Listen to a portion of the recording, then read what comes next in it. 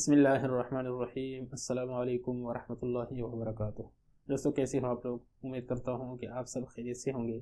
دوستو آج یہ ہمارا تیسرا کلاس ہے عربی گرامر کے یعنی علم النحو کا یہ تیسرا کلاس ہے ہمارا۔ تو آج ہم بات کریں گے مرکب کے بارے میں۔ پچھلے کلاس میں ہم نے بات کی تھی لفظی موضوع کے بارے میں کہ لفظی موضوع کے دو قسمیں ہیں، مفرد اور مرکب۔ تو مفرد کے بارے میں ہم نے بات کی، مفرد کی تعریف ہم نے کی کہ مفرد اس اکیلے لفظ کو کہا جاتا ہے کہ جو ایک معنی بتائے۔ اور پھر مفرد کے تین قسمیں تھیں، اسم، فعل اور حرف۔ ہر ایک کے ہم نے تعریف کی اور ان کی جو اقسام ہیں وہ ہم نے پڑھ لیے۔ تو آج ہم بات کریں گے لفظی موضوع کی دوسری قسم مرکب کے بارے میں کہ مرکب کیا چیز ہے۔ تو مرکب کے ہم تعریف کریں گے اور اس کے جو اقسام ہیں وہ ہم سیکھیں گے آج کی اس کلاس میں۔ مرکب وہ لفظ ہے جو دو یا زیادہ کلموں کو جوڑ کر بنایا جائے۔ دو کلمے ہوں یا دو سے زیادہ کلمے ہوں تو اس کو ہم مرکب کہتے ہیں، جیسے کہ ذہب زیدن، ذہب زیدن، ذہب ایک لفظ ہے، زیدن یہ دوسرا لفظ ہے۔ ان دونوں کو ملا کر ہم نے ایک مرکب بنا لیا، دونوں سے ایک مرکب بن گیا۔ یا دوسرا مثال قلم خالدن، قلم خالدن، قلم ایک لفظ ہے، قلم ایک لفظ ہے اور خالدن یہ دوسرا لفظ ہے، دونوں کو ملا کر ہم نے ایک مرکب بنا لیا۔ اتنا تو سمجھ میں آ گیا آپ لوگوں کو انشاءاللہ۔ آگے مرکب کی پھر دو قسمیں ہیں، مرکب کی دو قسمیں ہیں، ایک کو ہم مرکب مفید کہتے ہیں اور دوسرے کو مرکب غیر مفید، مرکب مفید، مرکب غیر مفید۔ تو سب سے پہلے ہم بات کریں گے مرکب مفید کے بارے میں کہ مرکب مفید کیا چیز ہے اور اس کی کتنے قسمیں ہیں، اور بعد میں ہم مرکب غیر مفید کی طرف آئیں گے اگلی کلاس میں انشاءاللہ۔ آج ہم بات کریں گے صرف مرکب مفید کے بارے میں کہ مرکب مفید کیا چیز ہے اور اس کی کتنے قسمیں ہیں۔ مرکب مفید وہ ہے کہ جب کہنے والا بات کہہ چکے تو سننے والے کو گزشتہ واقعہ کی خبر یا کسی بات کی طلب معلوم ہو سکے۔ مرکب مفید فائدہ سے ہے، مطلب یہ وہ مرکب ہے جس کا ایک فائدہ ہو، کہ جب ایک آدمی جب کہنے والا بات کہہ چکے تو سننے والے کو گزشتہ کسی واقعے کی خبر کے بارے میں یا کسی بات کی طلب معلوم ہو سکے۔ جیسے کہ مثال سے ہم سمجھیں گے کہ ذہب زیدن، زید گیا، زید گیا، یہ ایک مرکب ہے۔ تو جب ایک آدمی بولے گا کہ ذہب زیدن تو ہمارے تو ذہن میں کیا آئے گا، یعنی سننے والے کے ذہن میں یہ آئے گا کہ زید تو گیا، یعنی گزشتہ ایک واقعے کے بارے میں ہمیں پتہ چلتا ہے کہ ایک کام ہوا ہے پاسٹ میں، یعنی گزرے ہوئے زمانے میں۔ وہ کام کیا ہوا ہے؟ وہ زید کے جانے کا کام ہوا ہے کہ زید گیا ہے۔ تو یہ ایک بات ہمیں سمجھ میں آئیے کہ گزشتہ کسی واقعے کے بارے میں ہمیں علم ہو۔ اور دوسری چیز یا کسی بات کی طلب معلوم ہو، یا کسی بات کی طلب معلوم ہو، جیسے کہ ایت بالماء، ایت بالماء، پانی لا، پانی لا۔ تو دیکھیں یہاں پر ہمیں کسی واقعے کی خبر کے بارے میں تو پتہ نہیں چلتا، لیکن ایک بات کی طلب معلوم ہوتی ہے اس سے کہ کہنے والا کچھ چیز طلب کر رہا ہے، کوئی چیز مانگ رہا ہے کہ جو وہ پانی مانگ رہا ہے۔ پہلے بات سے سننے والے کو زید کے جانے کی خبر معلوم ہوئی، ذہب زیدن سے ہمیں یہ معلوم ہوا کہ زید گیا ہے، زید کے جانے کی خبر ہمیں معلوم ہوئی۔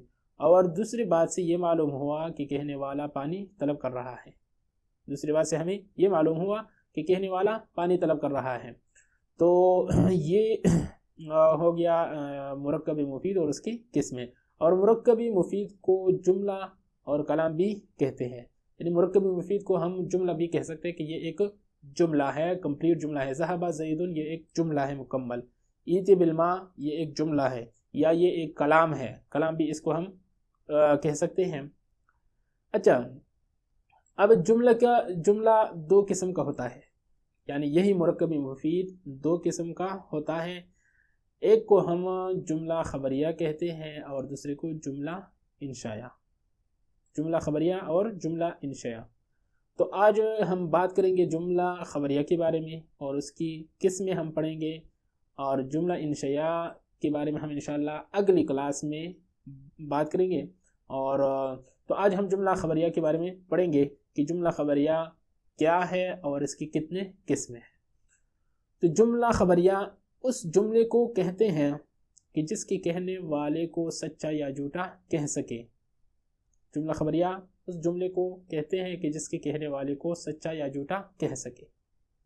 جیسے کہ ایک آدمی نے کہا ذہب زید، ذہب زید، اس کے کہنے والے کو ہم سچا یا جھوٹا کہہ سکتے ہیں۔ یہ ہم کہہ سکتے ہیں کہ اس آدمی نے سچ کہا، ہاں واقعی میں زید گیا ہے۔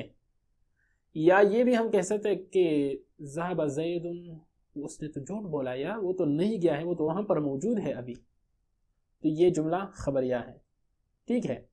اس کے کہنے والے کو ہم سچا یا جھوٹا کہہ سکتے ہیں، یہ جملہ خبریہ ہے۔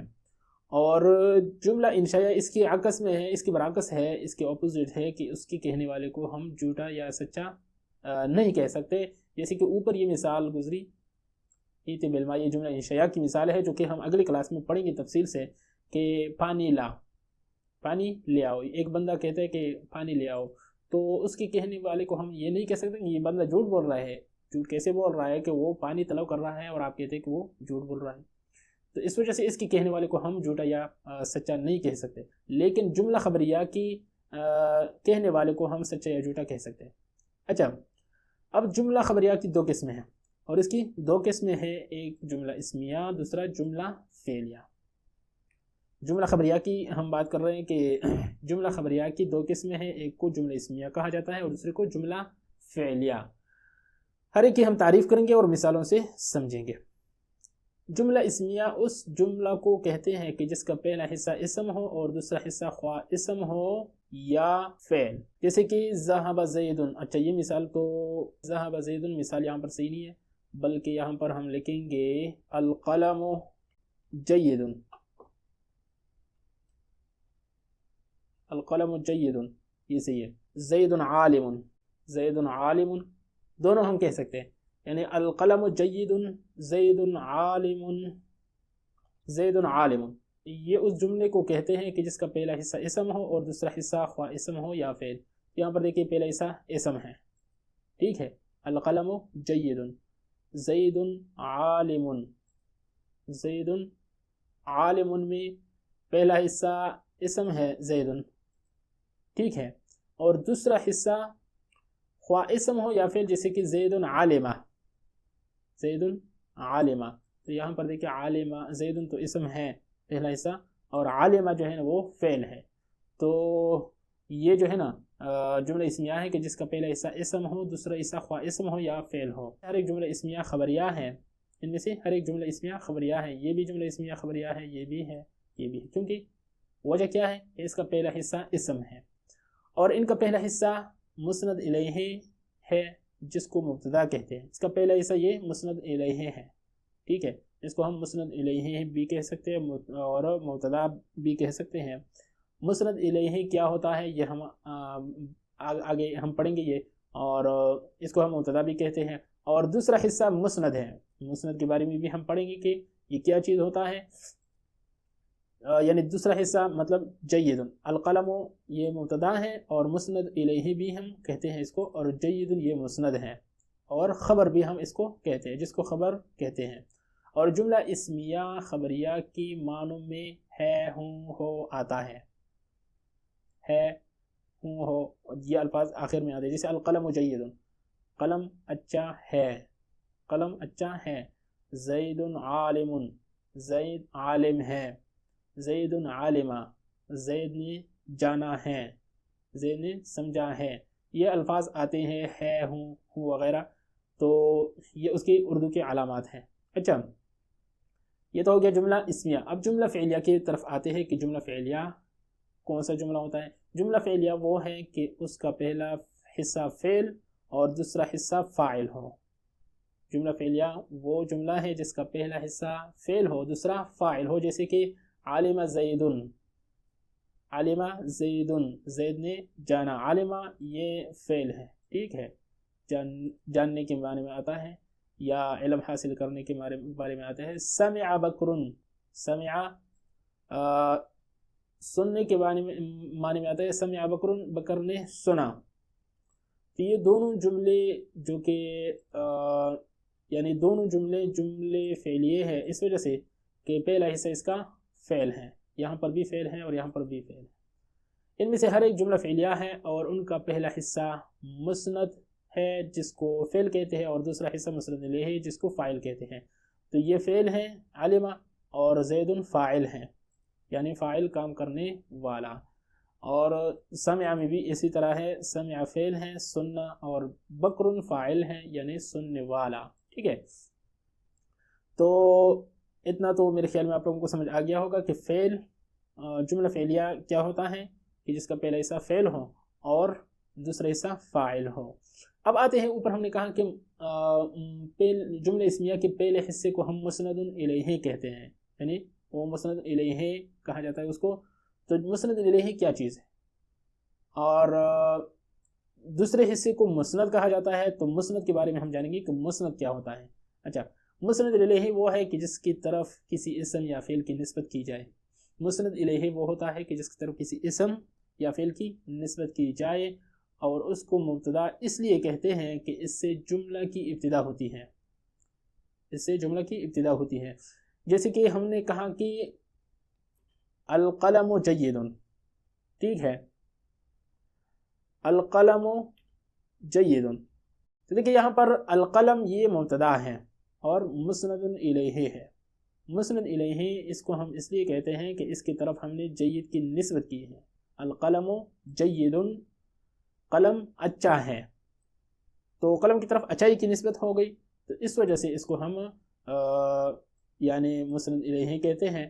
تو اچھا، یہ تو ہو گیا القلم جید۔ اور مسند وہ ہے کہ جس کو دوسری کی طرف نسبت کرے، مسند وہ ہے کہ جس کو دوسری کی طرف نسبت کرے، اور اس کو خبر اس لیے کہتے ہیں کہ یہ پہلے اسم کی حال کی خبر دیتا ہے، یہ پہلے اسم کی حال کی خبر دیتا ہے۔ تو یہاں پر دیکھیں القلم جید، تو جید یہ مسند ہے، اور مسند یہ اس لیے ہے کہ اس کی نسبت ہم نے کی ہے قلم کی طرف، جید کی نسبت ہم نے کی ہے قلم کی طرف، اور اس کو خبر اس لیے کہتے ہیں کہ یہ پہلے والے اسم کے حال کی خبر دیتا ہے کہ پہلے والا اسم وہ کس طرح ہے، تو یہ خبر دیتا ہے کہ وہ جید ہے، تو اس وجہ سے اس کو ہم خبر کہتے ہیں۔ اچھا، یہ تو ہو گیا۔ اب مسند اور مسند الیہ یعنی اسم فعل اور حرف میں کون سا مسند ہو سکتا ہے اور کون سا مسند الیہ ہو سکتا ہے اور کون سا نہیں ہو سکتا، تو اسم مسند اور مسند الیہ دونوں ہو سکتا ہے، اسم مسند اور مسند الیہ دونوں بن سکتا ہے۔ جیسے کہ زید عالم، تو زید مسند ہے، یہ بھی اسم ہے، اور عالم یہ اسم ہے، یہ مسند الیہ ہے۔ تو دونوں مسند اور مسند الیہ ہے کہ اس میں زید اور عالم دونوں اسم ہے، اور عالم کی نسبت زید کی طرف ہو رہی ہے، اس لیے زید مسند الیہ اور عالم مسند ہوا، ٹھیک ہے۔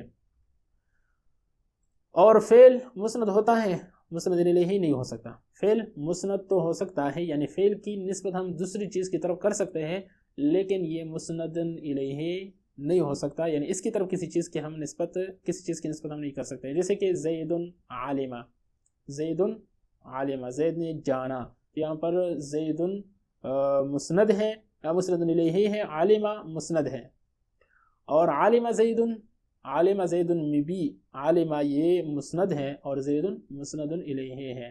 ان دونوں جملوں میں علم کی نسبت زید کی طرف ہو رہی ہے، اس لیے عالم مسند ہوا اور زید مسند الیہ۔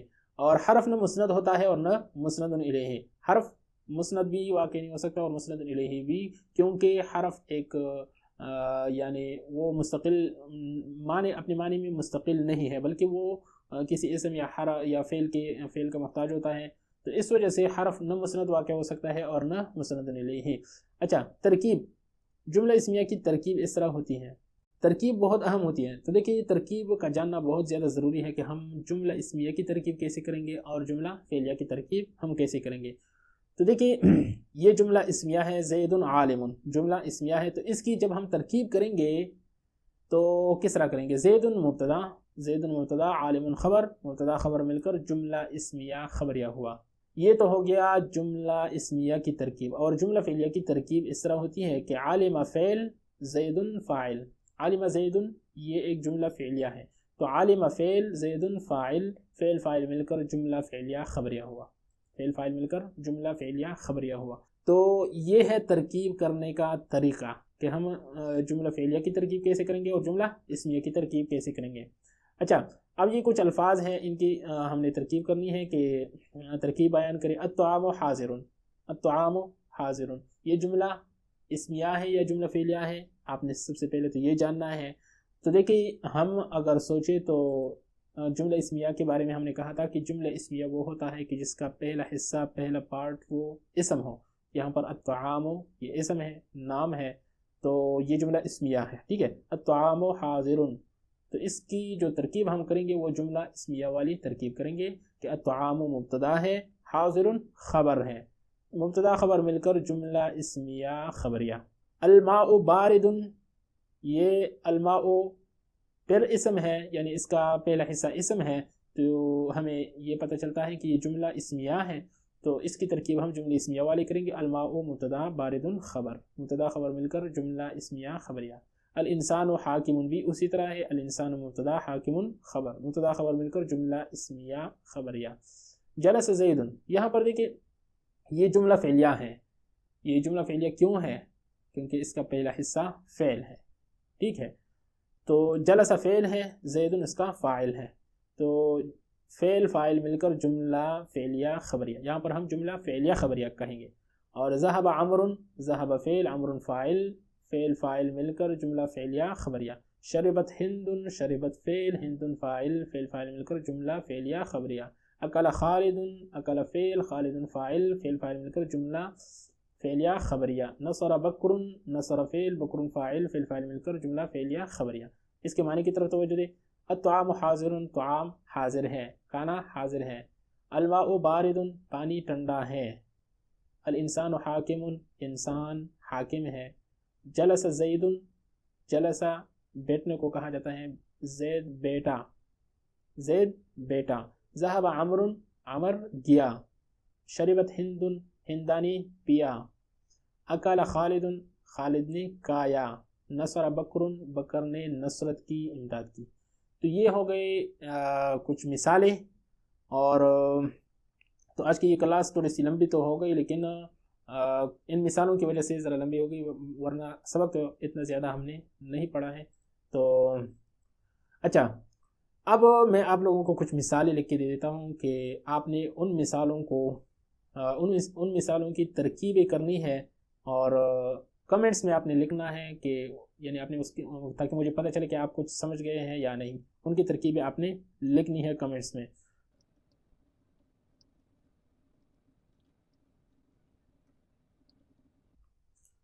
تو یہ 4 مثالیں ہیں۔ الکتاب جید، الاسلام غالب، صام زید، کتب خالد۔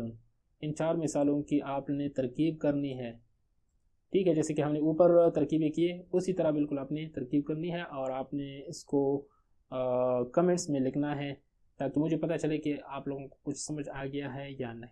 اگر آپ کی کوئی غلطی ہو اس میں تو میں انشاءاللہ درست کرنے کی کوشش کروں گا۔ تو میں امید کرتا ہوں کہ یہ ویڈیو آپ لوگوں کو پسند آ گئی ہوگی۔ اگر یہ ویڈیو پسند آئی ہے تو اس کو لائک کر لیں اور اپنے دوستوں کے ساتھ شیئر کریں، تاکہ زیادہ سے زیادہ لوگ اس سے مستفید ہو سکے۔